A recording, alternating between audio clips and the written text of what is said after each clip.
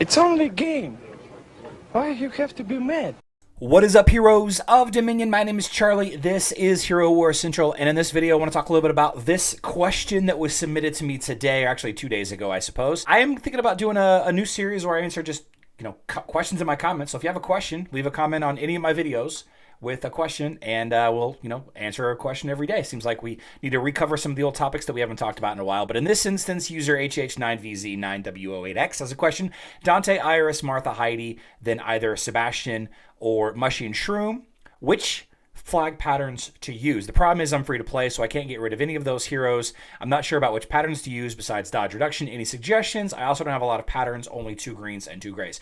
2 things I want to say. First of all, a lot of testing that we've done so far, the flag pattern level doesn't actually matter that much. It is helpful, but a good team build is going to be way more impactful than a leveled up flag pattern. Now, will some be more beneficial than others? Yeah, if you have a maxed out armor pattern, you're going to be a lot better against, physical teams and all of that. But I will say this.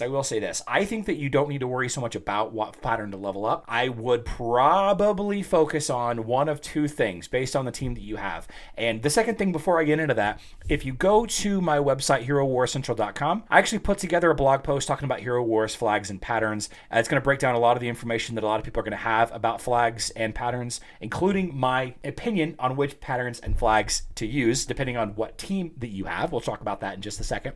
And I also have a couple of videos which I will link at the end and in the description box down below. But back to your question, you have a couple of different directions here. You have Dante, which is a physical attacker, right? And then you have Iris, which does physical damage but is improved by magic attack and also allows your team to do more pure damage to the front line. And then you also have Heidi, which is improved by magic attack, but does pure damage as well. And then you have Mushy and Shroom, who's a nice little mage tank in that, they put out magic damage, especially to the front line. So if you want to lean into the physical attacking side of things, which a lot of people do, the dodge reduction pattern is going to be the way to go for you. Dante doing his hits and having the enemy not dodge as much, super impactful. Iris allowing Bidey to do his physical damage as he's, creeping along and not dodging those physical attacks, super helpful. Both incredible options to level up that dodge reduction pattern. I say the dodge reduction pattern is probably the second most important of all of the patterns, probably the most important for general purpose, but you don't always see a dodge team, right? You don't always see Dante or Heidi or Aurora on the enemy side. This team is going to have the greatest amount of impact, I think, from a magic attack pattern. You have Iris, Heidi, and Mushy and Shroom that are all greatly improved by magic attack. Really, you don't really need a pattern for Martha too much, just as long as she's surviving. The issue that I think you're going to run into, obviously, is you're going to want to level up all of the patterns. Which ones do you level up first?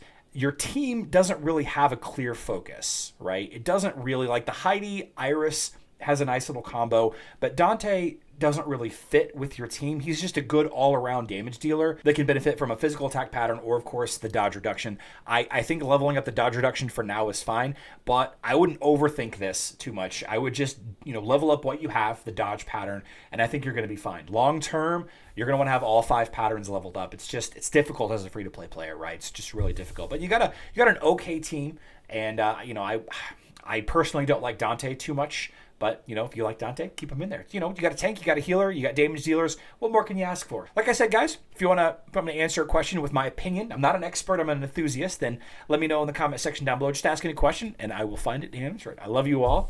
Good luck in Dominion.